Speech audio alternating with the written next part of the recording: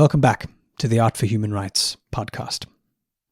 Today, we bring you a conversation with Maria Gvardeitseva, who is a Belarusian-born artist living in London, whose incredible large-scale installations and art pieces have struck at the heart and captivated many about the issues, important issues, of politics, war, loss, memory, divorce, patriarchy, and even her own incredible story of migration.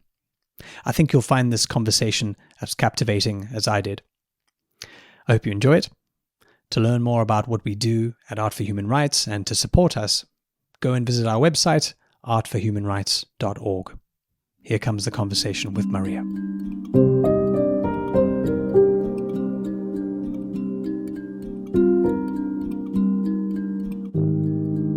So, Maria, looking through your art and your amazing portfolio that you have such a varied style and such a different way of looking at the world, and quite a bold way, I think, quite a arresting style, which is really, really quite captivating. What led you to create art like this? How are you thinking about the world when you approach a piece of art? What goes into creating what you create for you? Well, as an artist, I really like looking into life folds, what is behind in the fold. And in my opinion, we all live in this disenchanted world. And I'm really interested in the relation of wonder and horror. And yes, my art is quite different. I work in quite varied techniques, but that's how I see the world. I mostly work with the themes of memory, loss, identity, and feminism. And often I do it with a sarcastic twist. I think that we all need some good dark humor, right? And often my art is quite autobiographical, so it's about me, it's about my approach to life, and it in many cases it shows how I react to the things that are happening around me. There's a particular piece on your site as well, knitting isolation out, which is particularly striking. And just in what I could see from the description, but I'm assuming it's your experience in quarantine and isolation, perhaps around COVID, where you obviously felt a kind of a bedding in of different gender roles. Maybe just talk to me a little bit about that piece and what was going on for you at that time and how you put that together, because it's so striking. Well, thank you, Alex. Well, that particular project started during coronavirus, when we all were self-isolated at home, and suddenly I started knitting, which was quite surprising for myself. It was my childhood hobby, and when I was left at home with no opportunity to travel and do my, everyday errands, I found fascination in working with threads and in automatism of knitting. In many cases, it really reminds me the way how our brain works with automated writing. It is a very it's kind of meditation for your mind. And suddenly the memories of my childhood started appearing, and that particular project was about reliving my childhood trauma. My family was so poor that I had to knit myself some sweaters, and I had to, develop my my skills of doing clothes on my own, because my parents they couldn't afford buying new clothes, and secondhand clothes wasn't really available at that time when Soviet Union collapsed and Belarus gained its independence.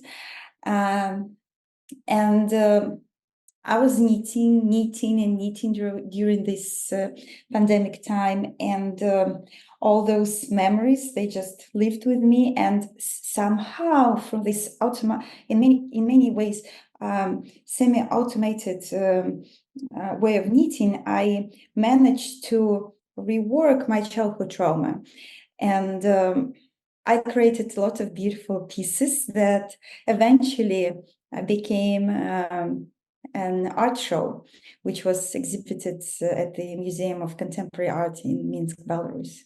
So that's a short story about Wow, it. a full circle then. Yeah.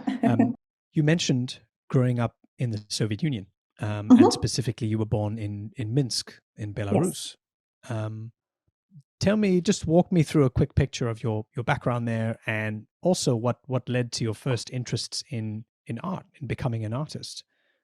Perhaps art wasn't your first career, but it ultimately led you here. So I'm really interested to just get a quick snapshot of what life was like at that time, and what led you to who you are today. Well, I was born in Minsk, Belarus, so it's my native city. At that time, it was the Soviet Union. And I was born to a happy couple. My parents were very excited to have me. So my first memories of being a child are really happy ones. I had a big family, a lot of relatives. I have very mixed background. So I have relatives in Belarus, in Ukraine, in Russia, in Poland, in Latvia, and I remember all those family trips to visit our family, to see my cousins and my uncles and my aunt. So it was quite a happy time. But then perestroika happened, and I was about 5 years old. And I remember spending a lot of time in queues with my mom because it was impossible to buy anything. It is one of the most it was one of the strongest memories of my childhood, being in a queue to buy something, let's say sugar or butter or something else. And then suddenly all toys, they disappeared from the stores. And I remember there was empty shelvings. And my mom explained to me that I'm grown up now. I was 5 at that time. And that's why I need to get in terms with, having no more new toys. And as far as I remember myself, I always dreamt about becoming an artist. And one of the strongest memories that I have is quite a funny one. I was about 6 or 7 years old, and a friend of our family, he was an artist, and he was the dad of my closest childhood friend, brought me and his daughter to an exhibition of Salvador Dali, which happened in Minsk in a Catholic church, which at that time, at Soviet Union, was an exhibition venue for the for the artist union in Belarusian USSR. And I remember being totally captivated by his works. I remember staying for like 20, 30 minutes, being absolutely captivated by by all of them. But especially, I can tell you later, one of these artworks that just I was so surprised. I was so shocked, but I couldn't, take my eyes off it. And I think that at that time, I had such a strong desire to become an artist that it stayed with me all my life. I had some formal education. I worked with one really very prominent Belarusian abstract artist, Sergei Krishtapovich. He was my tutor and he was my teacher. But when I was 17 and I had to make a choice, I had a scholarship to the Warsaw Academy of Art, but I was too scared. It was absolutely a capitalistic decision of mine not to continue with my artistic career, but to go instead for journalism and public relations.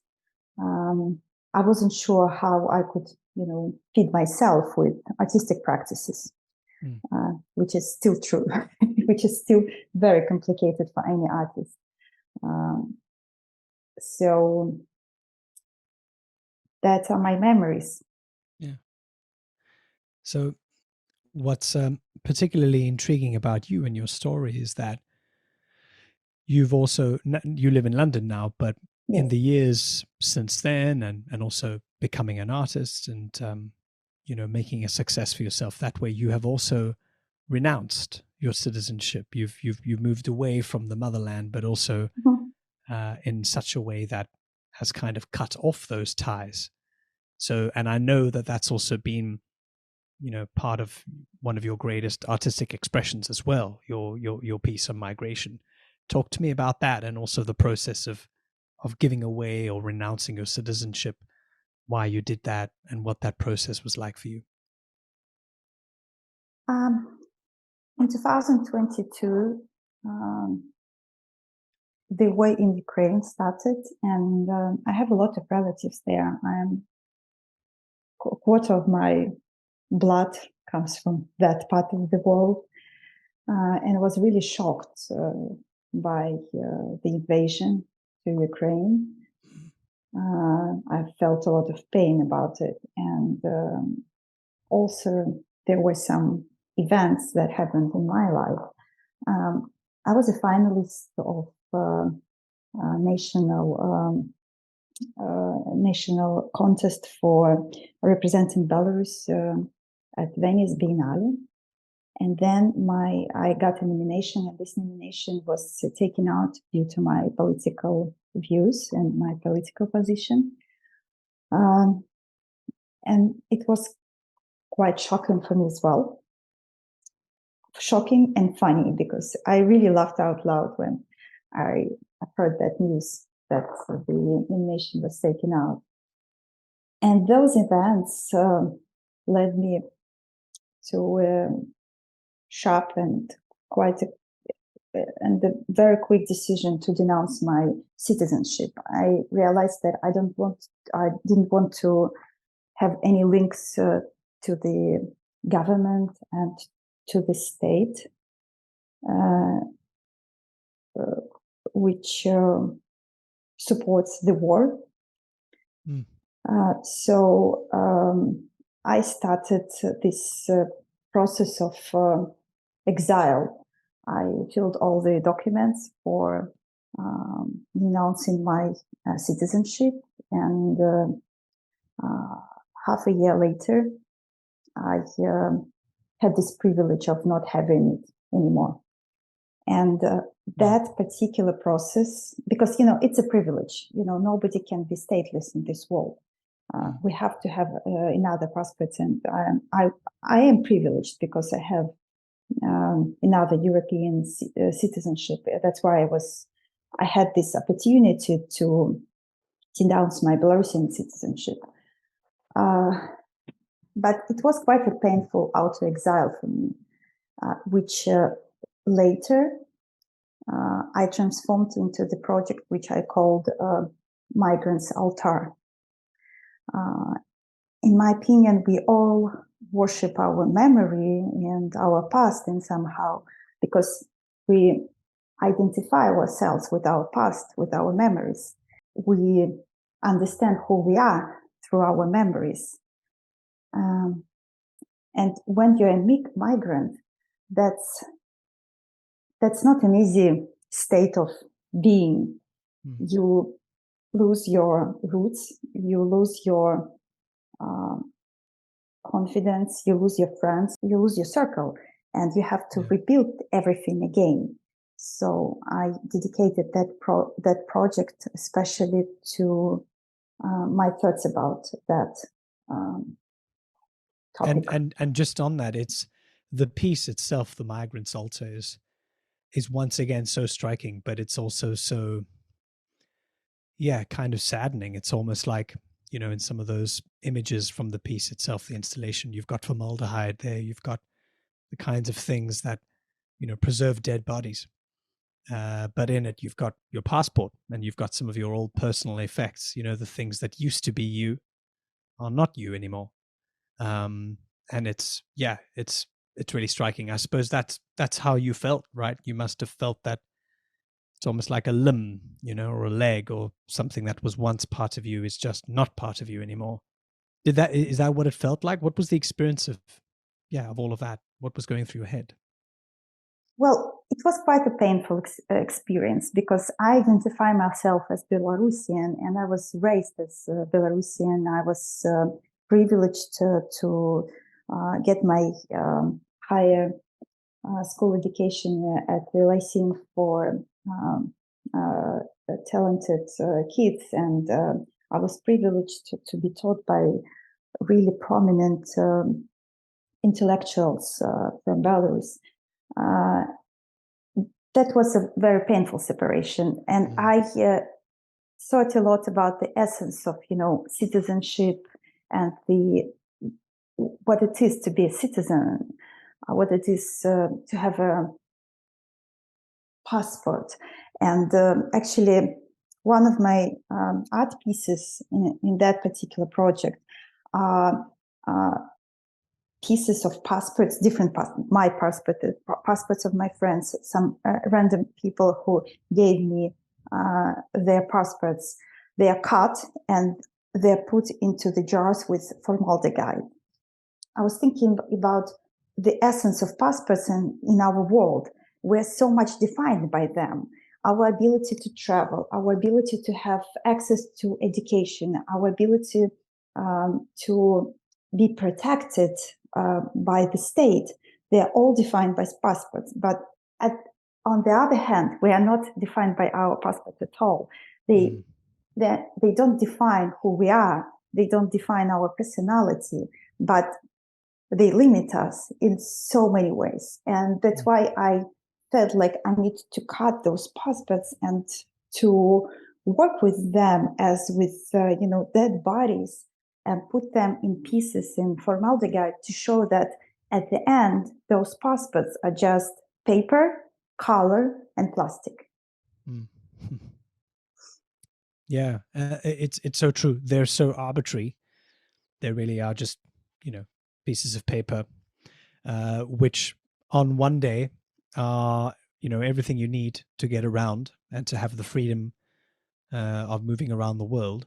And on the next day, whether it's taken away from you by force, or sometimes even when the expiry date comes in, it's just meaningless the next day. So it is so arbitrary, and kind of arbitrary in a cruel way as well, which is obviously what your work represents.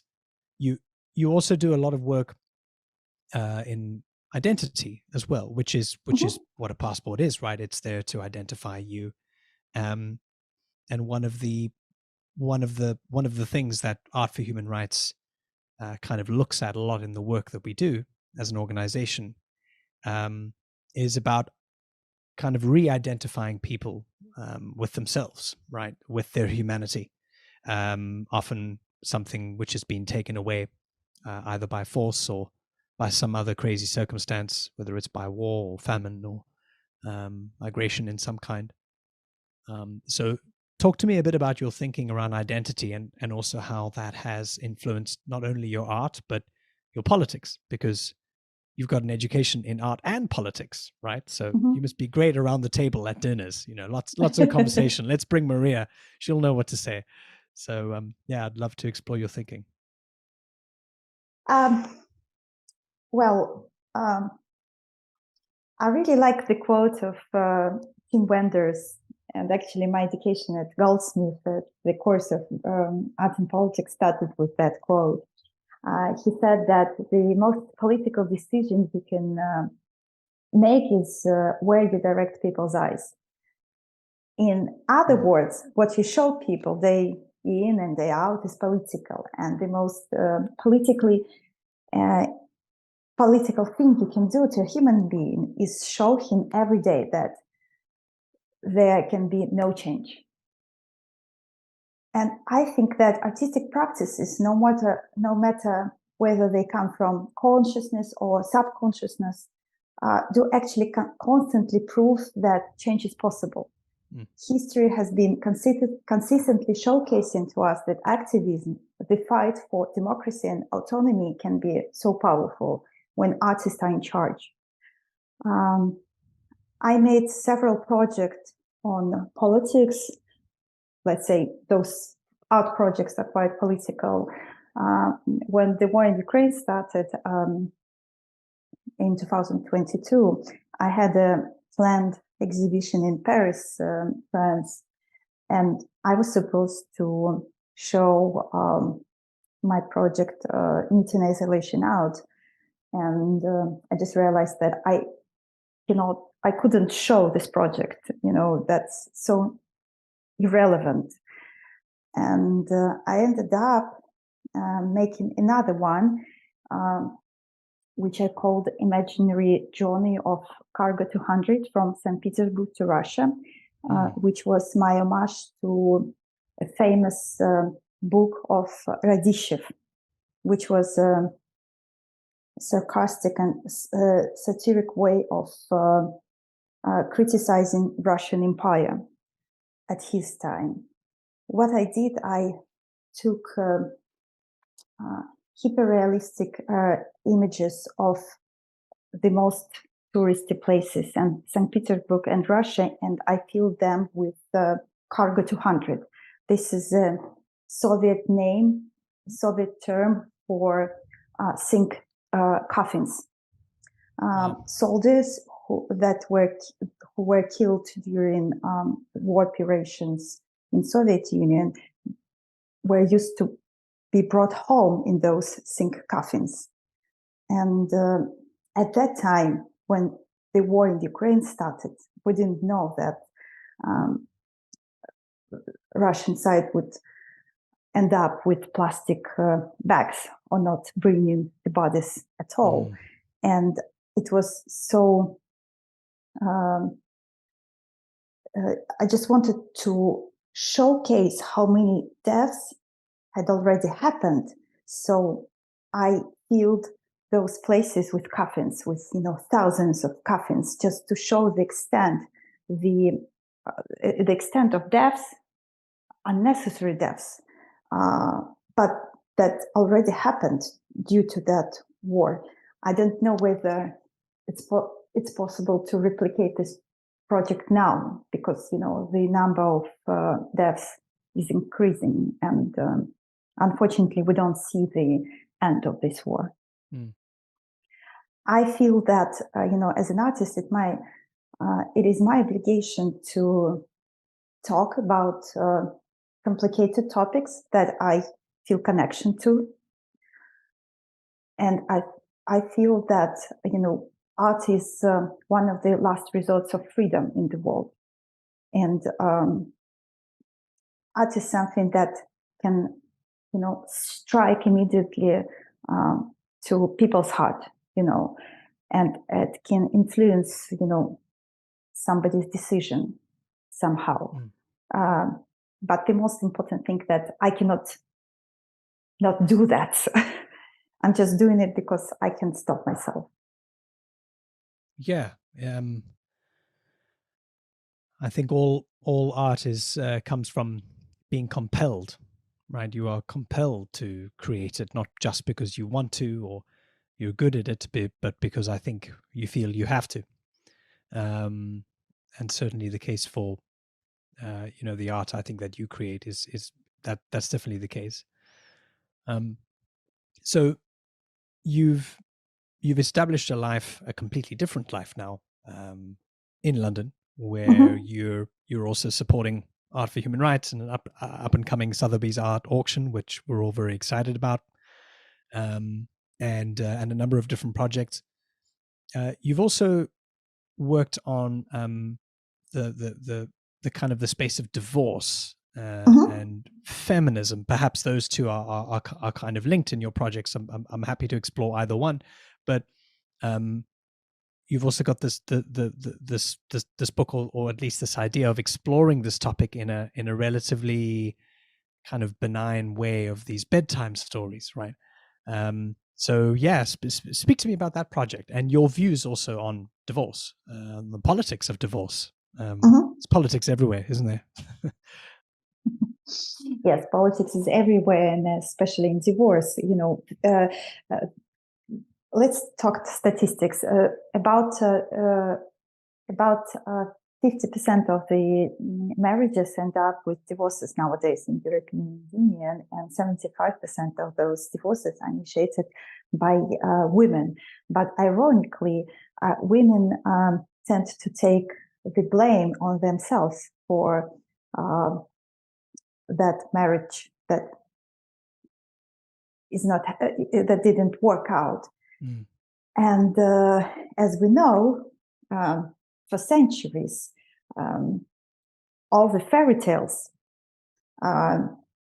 they lived happily ever after. There were no other scenarios. And I actually lived through my divorce through last several years. It was quite a painful separation. And what I did, I decided to compare my experience of going through separation with other women's experiences. And I did 12 in-depth interviews with women from different life pathways, with different life scenarios, about their experience of separation. And ironically, all those interviews were about not being prepared, not being prepared for divorce, not being prepared for afterlife. And I started thinking why those women were not prepared. And I felt the same way. And that's how I ended up with subconscious. And that's how I ended up with fairy tale. We all grew up with some stories. We all love stories. That's how we understand world. And we all love fairy tales. We all were grown up with fairy tales.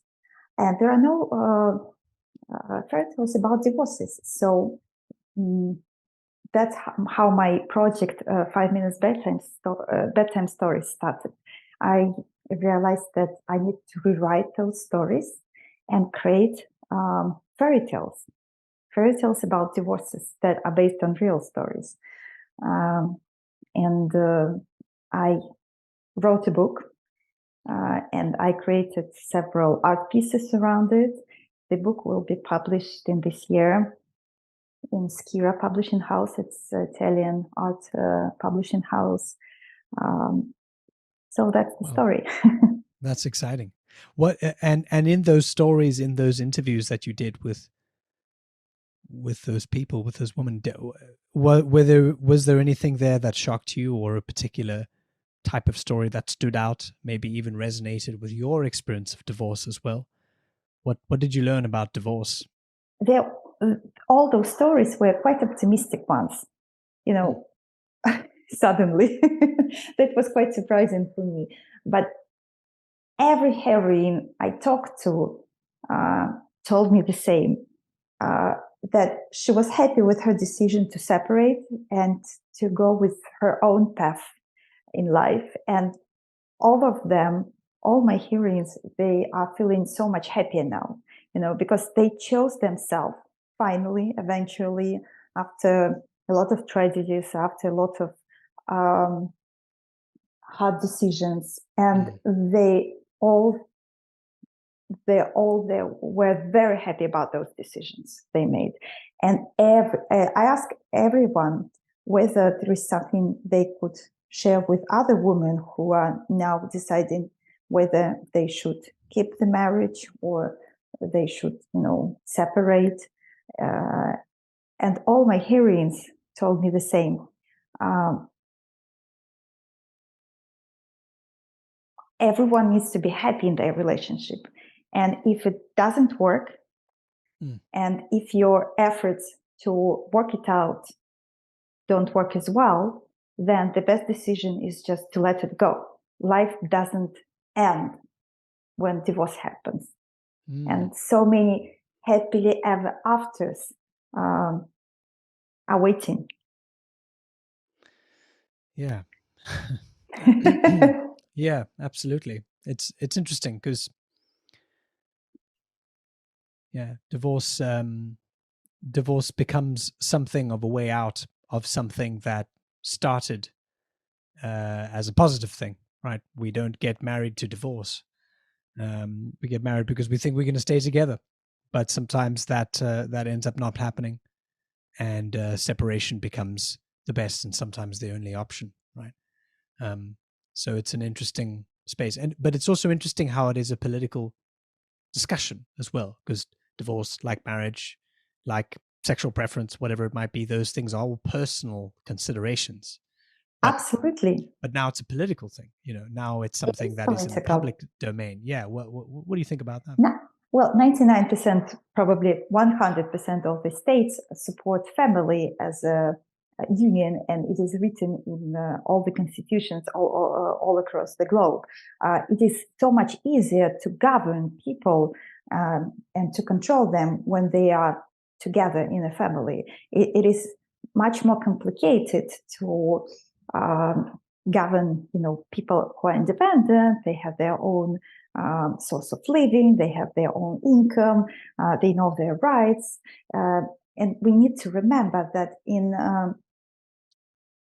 so many countries, women are still don't have the equal rights with men.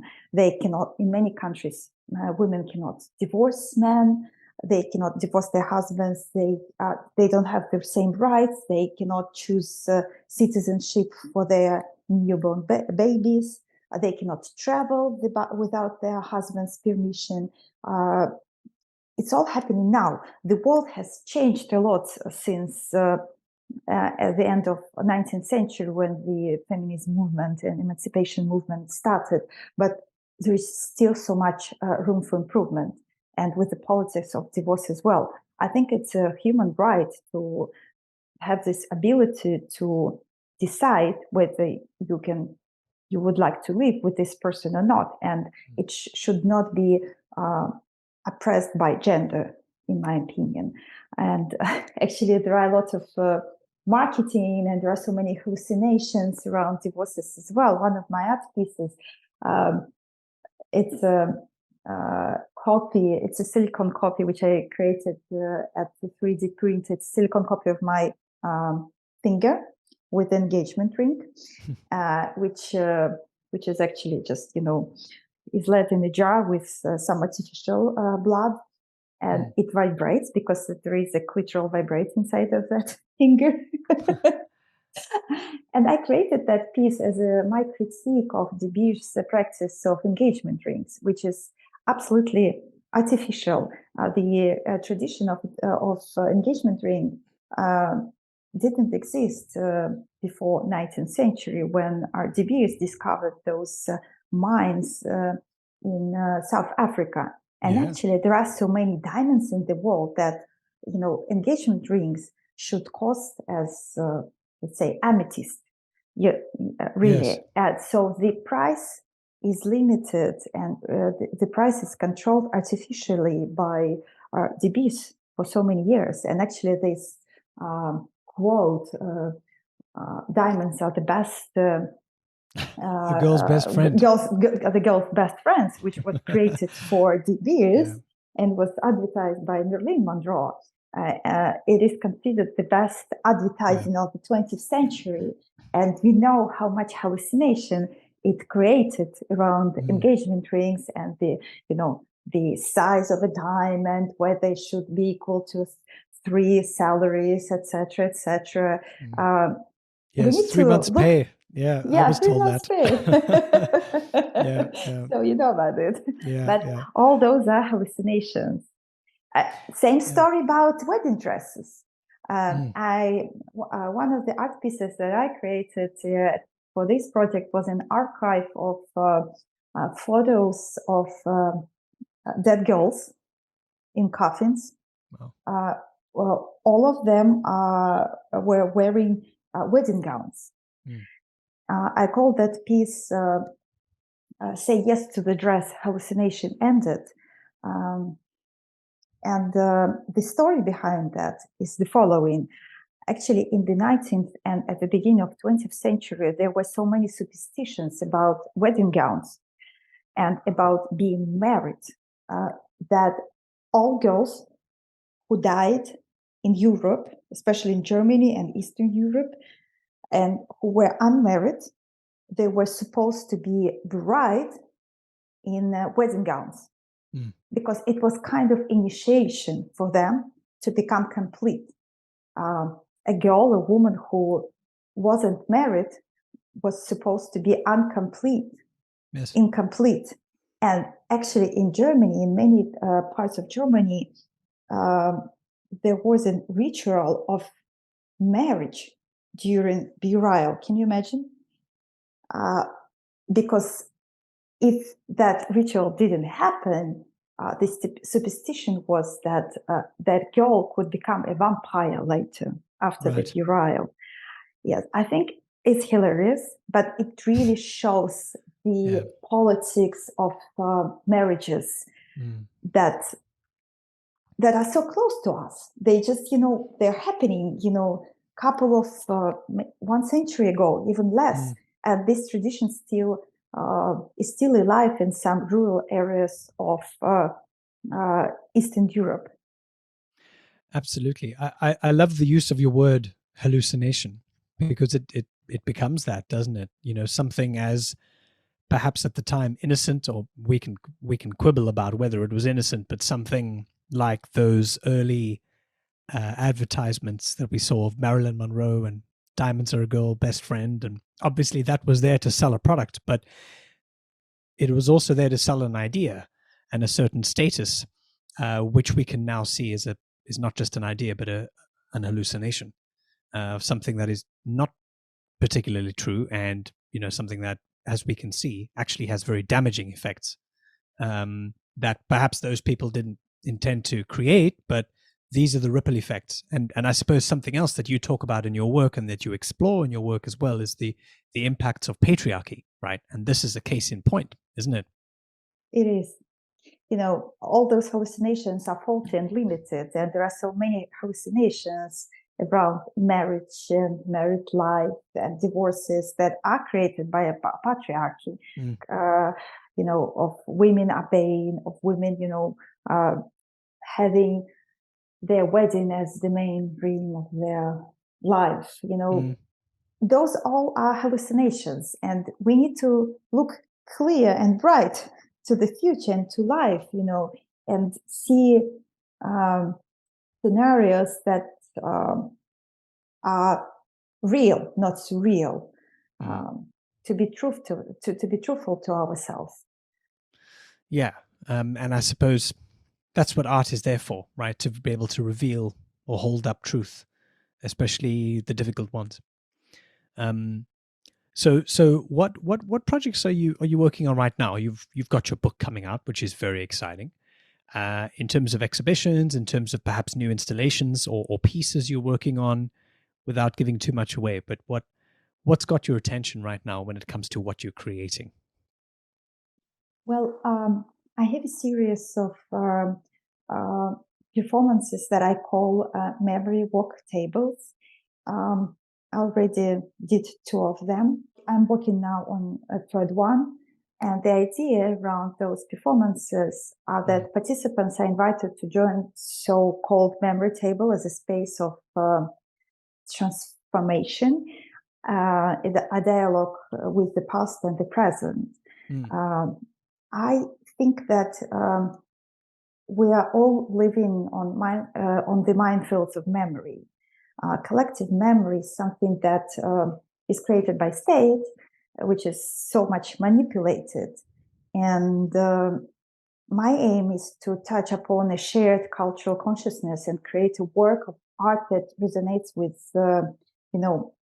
individual memory and which helps to ask yourself whether that's something that I feel, or this is something that I was told to memorize. Is it something that I really think happened, or this is something that I was told to think of, and with so many ongoing wars around us, let's take Ukrainian war.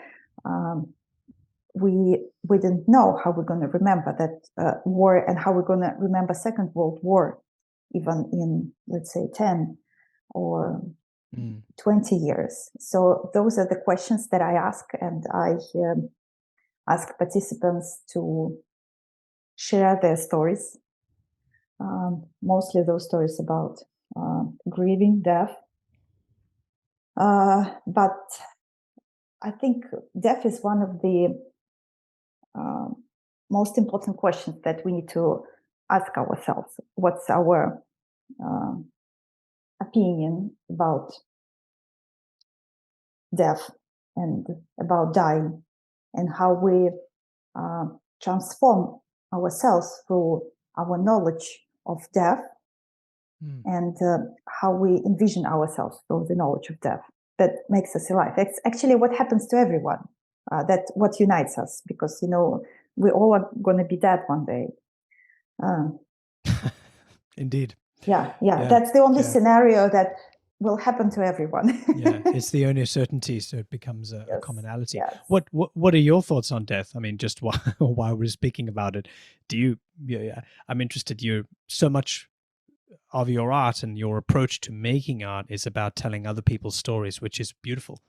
But do you find that you also help to find your own voice, your own story through that? Or do you have your own one, which is really quite independent of what you find from others? Well, all my art is quite autobiographical. I don't do art that doesn't resonate with myself. Sure. I'm not afraid of dying. That's the first thing that I probably need to say. And I think that's one of the strongest and the most influential exercises that I ever done in my life was the following.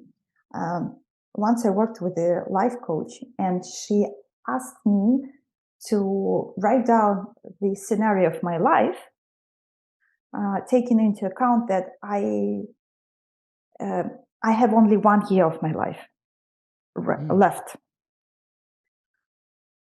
I should say that it was quite a complicated task to do.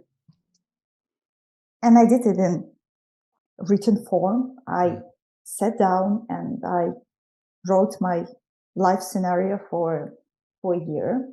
So the next task was to do the same, but taking into account that I had only 6 months of my life. And then I had another task for 3 months, and then the last one was for 1 month. Wow. And I should say that it gave me such a clarity of what I would like to do with my life, what I like, what I disgust, what makes me happy, what gives me pleasure. And since then, I'm actually living that scenario. Wow. There is no such a thing. There is no such a thing as, future or past. Even I'm talking so much about loss of memory in my artworks. There is only this moment that we're experiencing now. And nobody can give us a guarantee that, future would be bright.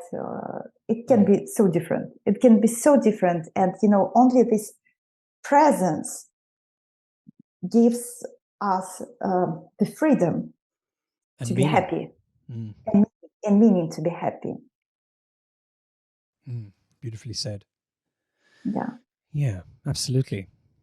I suppose that final element of the final fact of the fact that it's all going to end, and contrary to how we might feel or what we might think we feel sometimes, the fact that it's going to end allows us to actually create some meaning, or at least some urgency in discovering what that meaning is for ourselves, for sure. Yeah. Agree. Yeah. Beautifully said. Yeah. Wow. And maybe just a last question. I kind of want to check in with, your thoughts. Although you mentioned earlier that you've got some relatives in Ukraine, and the ongoing situation there, taking place in a part of the world which, when you were a kid, was all one country, wasn't it? And yeah, I just wanted to get your thoughts on what you think at the moment. What if there's been any personal reflections since it started. You had that experience where your submission was kind of taken away because of your opinions. Are your opinions the same? Have you evolved at all about, or not evolved, but have you had any other thoughts about your current feeling about the war in Ukraine, what's going on there, and what your hope is for how it might resolve, what will happen in the future? I still feel that we need to be positive and optimistic about this war to finish and for Ukraine to gain victory. As for now, the house where my childhood summers were spent, that belonged to my grandfather in Zaporizhzhia, is destroyed by the bombing, as well as the cherry garden. Actually, I was the one who inherited it from my grandfather. I wasn't able to come to my grandmother's funeral in Kharkiv because it was too dangerous to travel.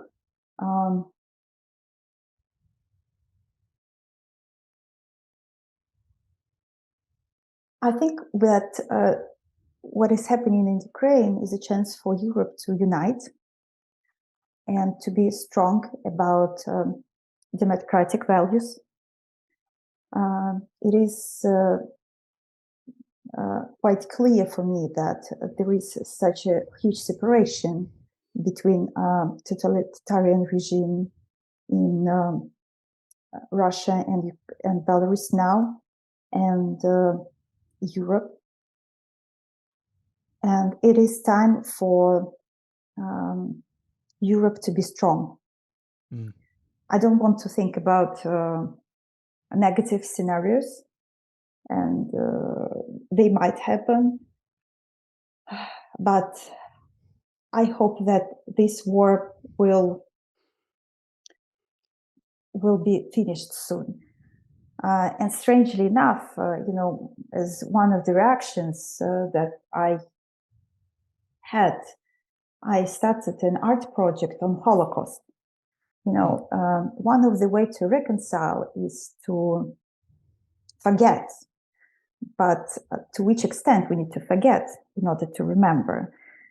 And now I'm working on, those themes of loss, grief, and reconciliation. And I call that project Bitter Herbs. It's actually about 4 countries: Belarus, Latvia, Lithuania, and Ukraine, because that was a border of Jewish settlement in Russian Empire, and that's why there were so many Jews on these territories. I don't have any Jewish heritage, but for me this project is important because before the Second World War, 40% of city population were Jewish. And one day those people just disappeared and everybody pretended that they never existed.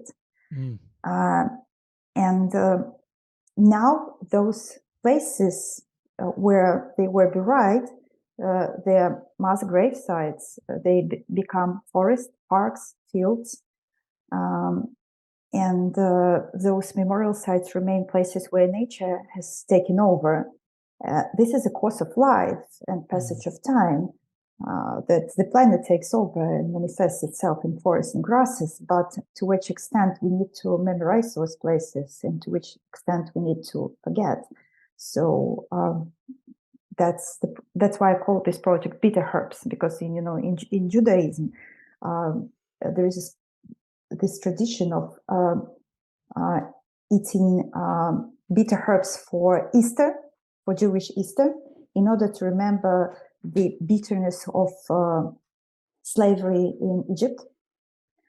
And for me, those bitter herbs from those mass graves, they resemble, the same. They resemble the bitterness of forgiveness.